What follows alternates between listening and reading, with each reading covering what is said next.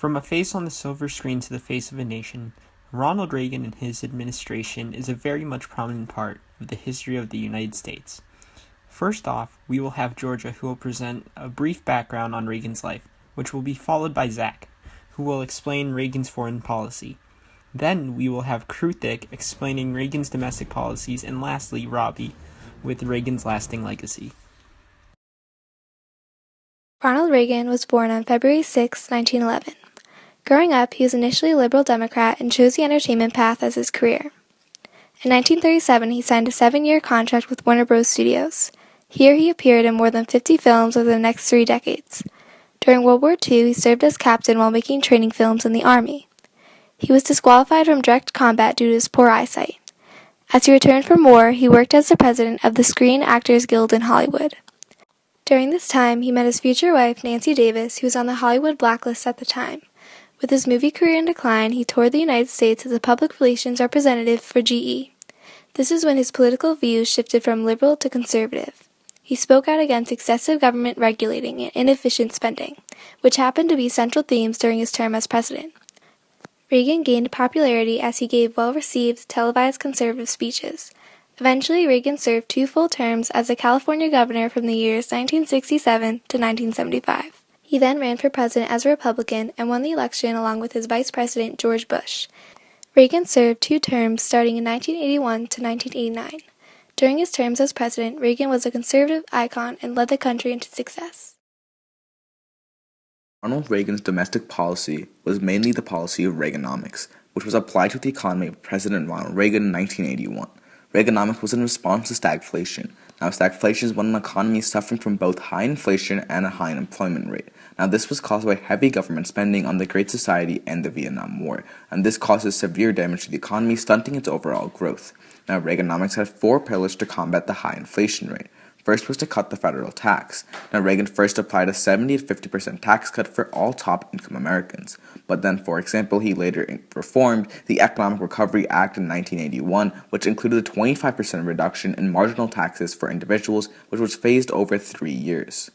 Now, the reason to cut these taxes was to allow Americans to have a higher income in order to spend on goods. And because more goods would be purchased, it will overall benefit these businesses, allowing them to gain more revenue and basically help the economy. But the second pillar was to cut federal domestic funding. Now, most domestic programs were cut except for the funding of the military, which actually went up. Now, the drastic cut of the domestic programs was in order to balance the cut of federal taxes. The third pillar was implement anti-inflation policies. Now, many policies were applied by Reagan to strengthen the value of the dollar, and the main thing the Federal Reserve did was to restrict the flow of money into the U.S. economy. And by doing so, the dollars already within circulation gain more value, which in turn allows the consumers to purchase more and helps the economy. But the fourth pillar was to deregulate businesses. The reason for deregulating businesses was to help promote the competition as well as production. These lower prices allowed once again to have consumers to purchase more and give larger amounts of revenue to businesses, again helping the economy. When Reagan became president, he took a strong stance when it came to foreign policy. He was determined to make America a national power that would be respected not only by their allies, but by their enemies. He did this by starting the largest military buildup in history. Between 1981 and 1985, almost $1 trillion were spent just on United States defense, raising the budget by 7%. By doing this, he showed his allies he was ready to defend them and showed enemies like the Soviet Union that the U.S. was not to be messed with. Next, he sought to eliminate communism and other suppressive ideas from spreading in the world. Through the Reagan Doctrine, he gave money to the freedom fighters, who were people fighting oppressive leaders or rebels in their countries. He gave this money to fighters all over the world, from Afghanistan to Nicaragua, to ensure that democracy prevailed. He also tried to improve relations with even his enemies to help create peace. Although in Reagan's first term he had strained relations with the Soviet Union, when Gorbachev became the leader, tensions warmed up. Reagan and Gorbachev worked together to create the first ever arms reduction agreement to lessen the amount of nuclear weapons that the two countries had. Also, his famous Berlin Wall speech in 1987 led to Gorbachev taking down the wall in 1989. All in all, Reagan left office returning the United States to a world superpower and helped to rid communist and Marxist ideas, ultimately making the world a safer and more peaceful place.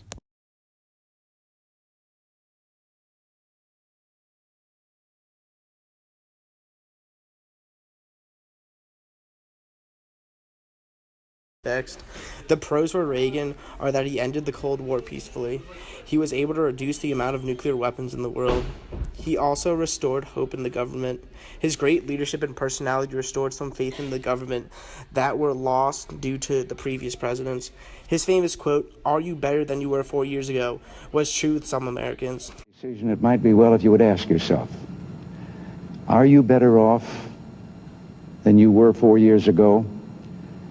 Is it easier for you to go and buy things in the stores than it was 4 years ago? Is there more or less unemployment in the country than there was 4 years ago? Is America as respected throughout the world as it was? Do you feel security is as safe, that we're as strong as we were 4 years ago? He was a very good leader and set a standard for the upcoming presidents. Reagan was committed to success.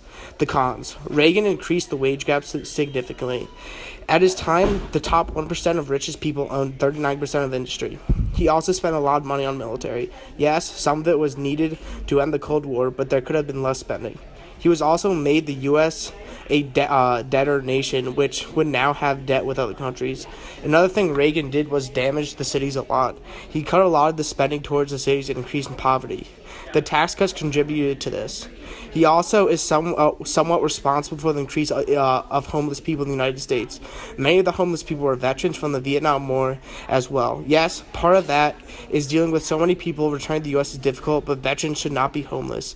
And this left a bad taste. Already a unique figure in American politics, Reagan will forever be remembered in American history for his outstanding impact on the United States as a whole, whether it be internally with his new system of economics or abroad, dealing with the issue of the spread of communism. Although America fell in love with Reagan on the silver screen, the whole world was shaken by this one man's determination to lead his country towards prosperity.